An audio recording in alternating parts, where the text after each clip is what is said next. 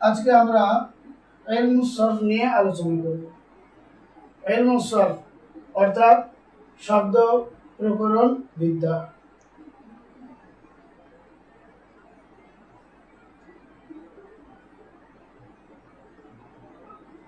মাসদার এক বচনে মাসদার, আর বহু বচন হলো মাসাদির। এক বচনে মাসদার, বহু বচনে মাসাদির। মাসদার থেকে দুইটা জিনিস গঠিত হয়, একটি হলো ফেল আর একটি হলো ইসিম। তাহলে আমরা একটি বিষয় বুঝলাম, মাসদার থেকে দুইটা জিনিস গঠিত হয়, একটি হলো ফেল আর আরেকটি হলো ইসিম। তাহলে মাসদার হলো মুশতাক মিনহু।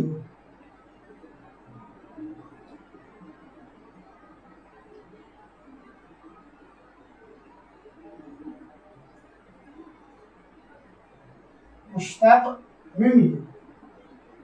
আর ফেল হলো ফেলে মুশতাক, ইসম হলো ইসমে মুশতাক। এটার যদি আমরা বহুবচন ধরি তাহলে হবে আফআলে মুশতাক।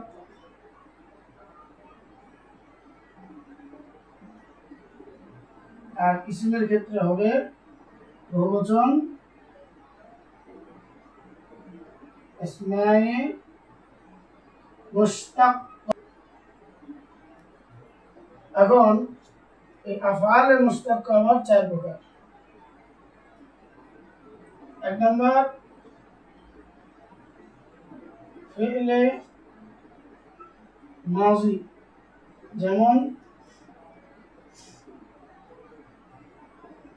জরাবা। দুই নম্বর ফি'লে মুজারে, যেমন ইয়াজিবু। তিন নম্বর ফি'লে আমর, যেমন ইজরিব। চার নম্বর ফি'লে নাহি, যেমন লা তাজরিব। ফেলে মাঝে অর্থাৎ যে ফেল অতীতকালের সাথে সম্পর্ক রাখে। ফেলে মুজারে অর্থাৎ যে কাজ বর্তমান বা ভবিষ্যৎকালের সাথে সম্পর্ক রাখে। ফেলে আমর অর্থাৎ যে ফেল দ্বারা কোনো কিছু করার প্রতি আদেশ করা হয়। ফেলে নাহি অর্থাৎ যে ফেল দ্বারা কোনো কিছু না করার প্রতি নির্দেশ করা হয়। তাহলে আমরা পরিষ্কার বুঝলাম, ফেলে মুশতাক বা আফআলে মুশতাক্কা চার প্রকার: ফেলে মাজি, ফেলে মুজারে, ফেলে আমর, ফেলে নাহি। ফেলে মাজি যেমন জরবা, ফেলে মুজারে যেমন ইয়াজরিবু, ফেলে আমর যেমন ইজরিব, ফেলে নাহি যেমন লা তাজরিব। আসমায়ে মুশতাক্কা বা ইসমে মুশতাক এটা হলো 7 প্রকার। এক নম্বর ইসমে ফাইল, যেমন যারিবুন। ইসমে ফাইল অর্থ হলো কর্তা প্রকাশক ইসমে মুশতাক। দুই নম্বর ইসমে মাফউল, যেমন মাজরুবুন। ইসমে মাফউল অর্থ হলো কর্ম প্রকাশক ইসমে মুশতাক। তিন নম্বর হলো ইসমে জরফ যেমন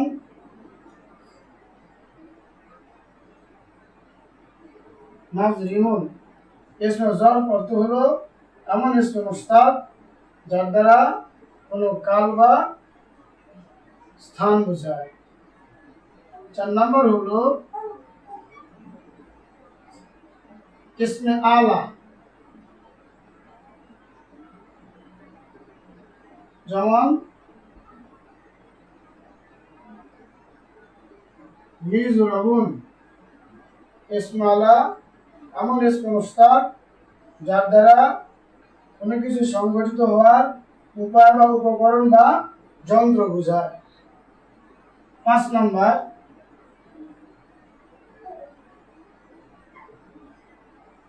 ইসমে তাফজিল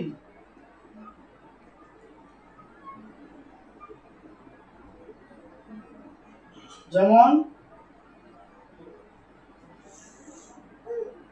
আজরাবু। ইসমে তাফজিল এমন ইসমে মুশতাককে বলে যা অন্যের তুলনায় আধিক্য বোঝায়। 6 নম্বর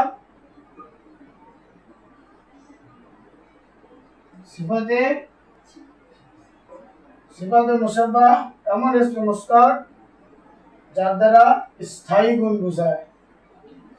7 নম্বর ইসমে মুবালাগা যেমন দররাবুন। ইসমে মুবালাগা এমন ইসমে মুশতাককে বলে যা অন্যের তুলনা ছাড়াই আধিক্য বোঝায়। তাহলে আমরা পরিষ্কার বুঝলাম ইসমে মুশতাক বা আসমায়ে মুশতাকা 7 প্রকার। ইসমে ফাইল যেমন জারিবুন, ইসমে মাফউল যেমন মাজরুবুন, ইসমে জরফ যেমন মাজরিবুন, ইসমে আলা যেমন মিজরাবুন, ইসমে তাফজিল যেমন আজরাবু, সিফাতে মুশাব্বাহ যেমন হাসানুন, ইসমে মুবালাগা যেমন দররাবুন। এই প্রাথমিক এই নকশাটা যদি আমরা মনে রাখতে পারি তাহলে অবশ্যই আমাদের ইলমুস সরফ আয়ত্ত আনতে সহজ হবে।